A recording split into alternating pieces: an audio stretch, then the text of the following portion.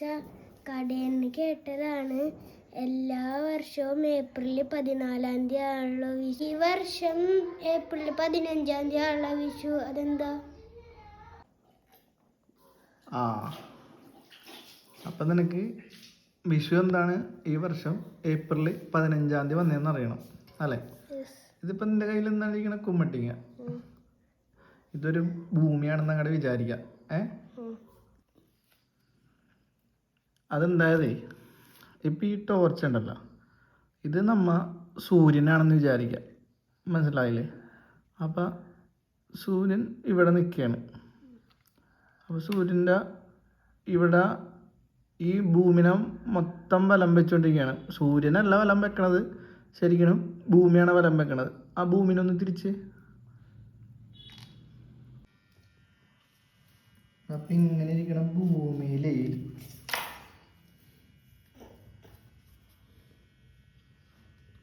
ഇത് ഇവിടെ സൂര്യനാണെന്ന് വിചാരിക്കുക കേട്ടോ.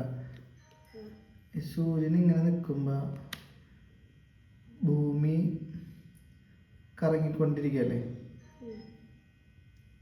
കണ്ട, ഭൂമി കറങ്ങുമ്പോൾ ഈ സൂര്യൻ്റെ പ്രഭ ഇങ്ങനെ ഓരോ വശത്തായിട്ട് ഇങ്ങനെ കിട്ടും അല്ലേ?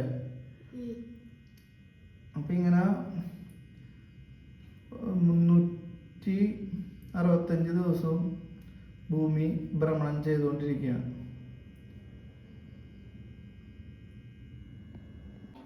അപ്പം ഈ ഇങ്ങനെ ഇരിക്കുന്ന ഭൂമിനെ ഇങ്ങനെ ഒന്ന് ഇങ്ങനെ വട്ടം മുറിച്ചെന്ന് വിചാരിക്കാം. അപ്പം മുറിച്ച് കഴിയുമ്പോൾ മുകളിൽ നിന്ന് നോക്കുമ്പോൾ ഇങ്ങനെ ഒരു വട്ടം കിട്ടിയില്ലേ? ഈ വട്ടവും ഈ സൂര്യനെയും നമുക്ക് ഒരു പേപ്പറിലേക്കൊന്ന് പകർത്താം. ഓക്കെ?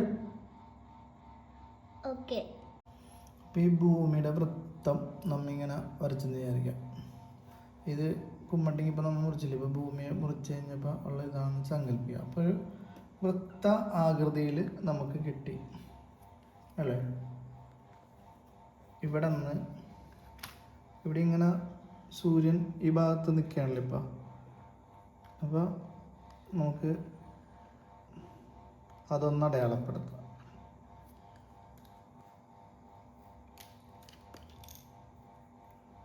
ഇതൊരു വൃത്തത്തിൻ്റെ നടുഭാഗം ആയിട്ട് സങ്കല്പിക്കുക.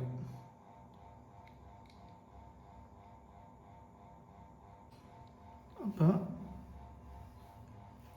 ഇവിടെ നമുക്ക് ഈ ഭൂമിനെ ഒരു 12 ഭാഗങ്ങളായിട്ടൊന്ന് ഖണ്ഡിക്കാം.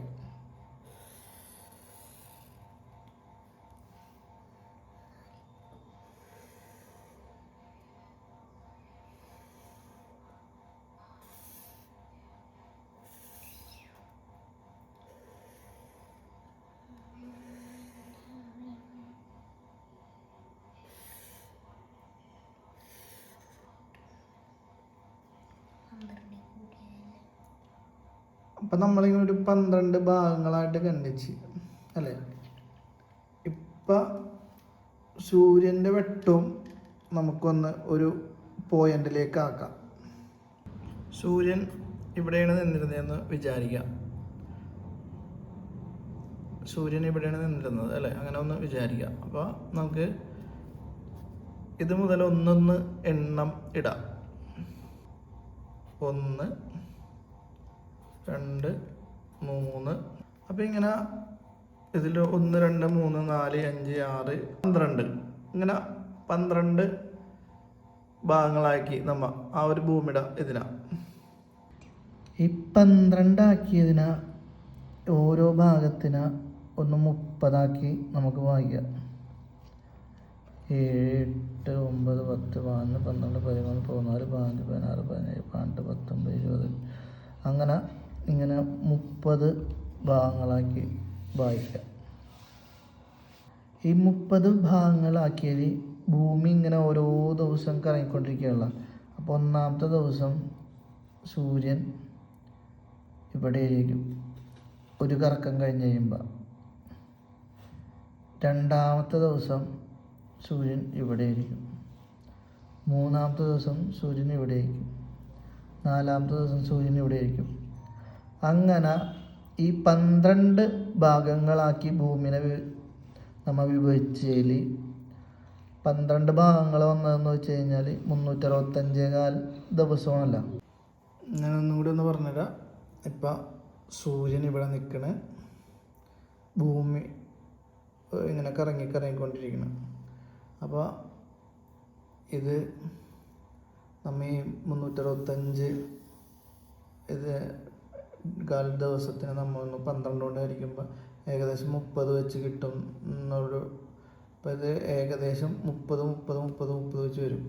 അങ്ങനെയാണ് ഇങ്ങനെ 12 ഭാഗങ്ങൾ നമുക്ക് വന്നത്. അപ്പോൾ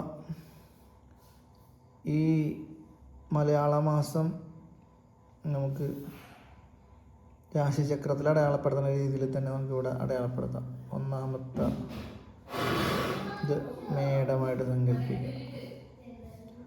അതായത് ഭൂമിക്ക് സൂര്യൻ ഇവിടെ നിന്നും ഇവിടെ വരെ പോകാൻ 30 ദിവസം വേണം. 30 ദിവസം. ചിലപ്പോൾ അത് 31 ആവും, ചിലപ്പോൾ അത് 30 ആവും, 30 ചില്ലറയൊക്കെ വരാം. അപ്പം 30 ദിവസം സങ്കല്പിക്കുക. അപ്പം നമ്മൾ ഇതിനകത്ത് സൂര്യൻ ആദ്യത്തെ ദിവസം ഇവിടെ നിൽക്കുകയാണെന്ന് വിചാരിക്കും. അതായത് ഭൂമി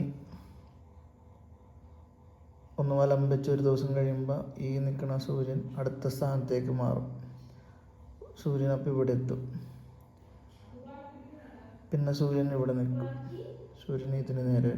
അങ്ങനെ ഇതിനെ നമ്മൾ 30 ദിവസങ്ങളായിട്ട് ഇങ്ങനെ ഭാഗിക്കുക. ഈ ഒരു മേടമാസം അല്ലെങ്കിൽ ഈ ഒരു ഭാഗത്തിന് 30 ദിവസങ്ങളായിട്ട് ഭാഗിക്കുക. അപ്പോൾ ഒന്നാമത്തെ ദിവസം ആദ്യത്തിൽ ഒരു, രണ്ടാമത്തെ ദിവസം രണ്ടാമത്തെ ഇവിടെ ഒന്ന് സൂര്യൻ നിൽക്കും, മൂന്നാമത്തെ ഇവിടെ. അങ്ങനെ ഇതൊരു 30 ദിവസം കൊണ്ട് ഈ ഒരു രാശി സൂര്യൻ കടന്നു പോകും. അപ്പോൾ ആ മേടമാസം കഴിഞ്ഞ് ഇടവ മാസത്തിലേക്ക് വരും. പിന്നെ വീണ്ടും ഇത് തന്നെ ആവർത്തിക്കും. ഇവിടെ നിന്ന് ഇവിടം വരെ ഈ ഒരു ഭാഗത്തിന് 30 വിഭജിക്കാം നമുക്ക്. അപ്പോൾ ഒന്നാമത്തെ ദിവസം പിന്നെ മേടം കഴിഞ്ഞാൽ ഇടവ മാസമാണ്.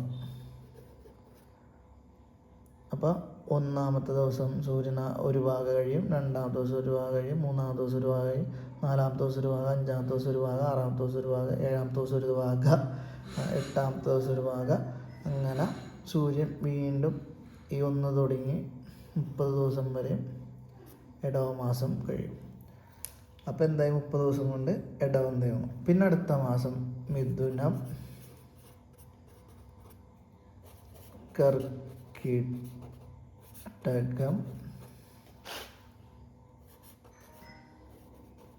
ചിങ്ങം, കന്നി. ഇങ്ങനെ ഓരോ മാസങ്ങളെടുക്കും സൂര്യൻ.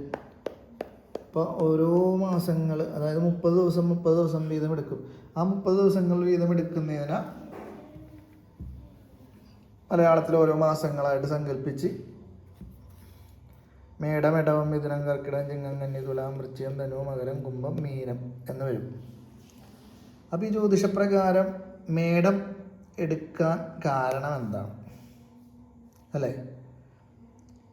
അല്ലെങ്കിൽ വിഷു എടുക്കാൻ കാരണം എന്താണ്? മേടത്തിൽ തന്നെയാണ് നമ്മൾ വിഷു ആചരിച്ച് വന്നത്.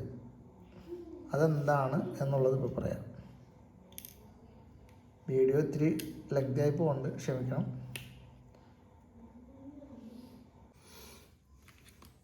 അപ്പോൾ സുഹൃത്തുക്കളെ, ഞാൻ പറഞ്ഞ കാര്യം നിങ്ങൾക്ക് മനസ്സിലായല്ലോ. അതായത് സൂര്യൻ ഇങ്ങനെ ഓരോ ദിവസം അതായത് നമ്മളിപ്പോൾ ഒരു മാസം എന്ന് പറയാം, 30 ദിവസം നമ്മൾ ഏകദേശം എടുക്കാൻ കാരണം ഈ ഒരു ഈ 12 ഭാഗങ്ങളായി കണ്ടിച്ചതിൽ ഒരു ഭാഗം സൂര്യൻ കടന്നു പോകാനായിട്ട് ഓരോ ദിവസം വെച്ചിട്ട് ഏകദേശം 30 ദിവസം എടുക്കും. അങ്ങനെ ഈ ഒരു ഭാഗം സൂര്യൻ കടന്നു പോകും. അപ്പം മീനമാസം കടന്നുപോയി. പിന്നെ അടുത്ത ഭാഗം ഇങ്ങനെ ഓരോ ദിവസം വെച്ച് സൂര്യൻ കടന്നു പോകും. അപ്പോൾ മേടമാസമായി. പിന്നെ അടുത്ത മാസം ഇങ്ങനെ കടന്നുപോയി ഇടവ മാസം കഴിഞ്ഞ് മിഥുന മാസം കഴിഞ്ഞ് കർക്കിടക മാസം കഴിഞ്ഞ് ചിങ്ങമാസം കഴിഞ്ഞ് കന്നി കഴിഞ്ഞ് അങ്ങനെ ഓരോ മാസങ്ങൾ ഇങ്ങനെ സൂര്യൻ പോയിക്കൊണ്ടിരിക്കും. 30 ദിവസം വെച്ച് സൂര്യനല്ല പോണത്, യഥാർത്ഥത്തിൽ ഭൂമി സ്വന്തം അച്ചുതണ്ടിൽ വലം വെക്കണം നമുക്കറിയാമല്ലോ. അപ്പോൾ അതുപോലെ ഭൂമി തിരിയണനുസരിച്ചിട്ട് ആ ഓരോ തിരിച്ചിലും ഓരോ ദിവസം ഓരോ ഭാഗം ഇങ്ങനെ വ്യത്യാസം വന്നുകൊണ്ടിരിക്കും. അങ്ങനെ ഒരു മാസം കഴിയും. അങ്ങനെ ഏകദേശം 30 ദിവസം ഒരു രാശിയിൽ സൂര്യൻ സഞ്ചരിക്കണം.